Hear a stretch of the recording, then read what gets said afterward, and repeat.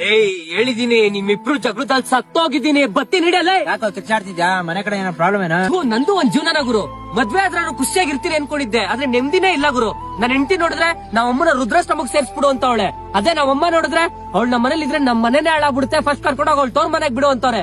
ಇವ್ರಿಬ್ರು ಮಧ್ಯೆ ಸೇರ್ಕೊಂಡು ನಂತರ ಫುಟ್ಬಾಲ್ ಆಗ್ಬಿಡಿ ಗುರು. ಆ ಕಡೆಯಿಂದ ಈ ಕಡೆ ಓದಿತಾರೆ, ಈ ಕಡೆಯಿಂದ ಆ ಕಡೆ ಓದಿತಾರೆ. ಅವ್ನು ನಮ್ಮನ್ ಫಸ್ಟ್ ಬೇರೆ ಮನೆ ಮಾಡ್ಬಿಡ್ಬೇಕು ಗುರು. ನೆನ್ನೆ ಮೊನ್ನೆ ಮುತ್ಕೊಟ್ಟವಳು ಬಂದಿದ ತಕ್ಷಣ ತುತ್ಕೊಟ್ಟವಳ ಮರಿತ್ಯ. ಹಂಗಲ್ಲ ಗುರು, ಅವ್ರಿಬ್ರು ಮಧ್ಯೆ ಸಿಗಾಕೊಂಡ್ ಸತ್ತೋಯ್ತಾ ಇದೀನಿ ಗುರು. ಏನೋ ಸಿಗಾಕೊಂಡಿದ್ಯಾ ಲೇ ನಿನ್ನ ಎತ್ತಿ ಆಡ್ಸಿ ಬೆಳ್ಸಿರೋ ತಾಯಿ ಕಣ ಅವಳು. ನೆನ್ನೆ ಮೊನ್ನೆ ಮದ್ವೆ ಆಗಿರೋಳ್ಗೋಸ್ಕರ ಇನ್ನೊಂದ್ ಮನೆ ಮಾಡ್ತೀನಿ ಅಂತೀಯಲ್ಲ, ನಾಚಿಕೆ ಆಗಲ್ಲ ನಿಂಗೆ?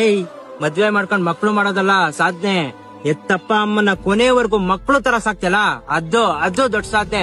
ಇವತ್ ಅವಳಿಗೋಸ್ಕರ ನಾವು ಸಪ್ರೇಟ್ ಮನೆ ಮಾಡ್ತೀನಿ ಅಂತಿದ್ಯಲ್ಲ. ನಿನ್ಗೆ ಹೇಳೋವಷ್ಟು ದೊಡ್ಡವನಂತೂ ನಾನಲ್ಲ. ಎತ್ತಪ್ಪ ಅಮ್ಮನ ರುದ್ರಾಶ್ರಮಕ್ಕೆ ಸೇರ್ಸೋದು, ನೀನ್ ಎತ್ ಮಕ್ಳನ್ನ ಬೀದಿಗೆ ಬಿಡೋದು, ಎರಡು ಒಂದೇ ಕಣ. ಆ ತಪ್ಪು ಯಾವತ್ತೂ ಮಾಡ್ಬೇಡ. ಹೆಂಡತಿಗೆ ಯಜಮಾನ ಆಗಿರೋದಲ್ಲ, ಮನೆಗೆ ಯಜಮಾನ ಆಗಿರೋ. ಇಬ್ರು ಸಮಾಧಾನ ಮಾಡು, ಸಂಸಾರ ನಡ್ಸ್ಕೊಂಡೋಗು. ಅದಕ್ಕೆ ಇನ್ನೊಂದ್ ಮನೆ ಯಾಕೆ ಮಾಡ್ತೀಯ?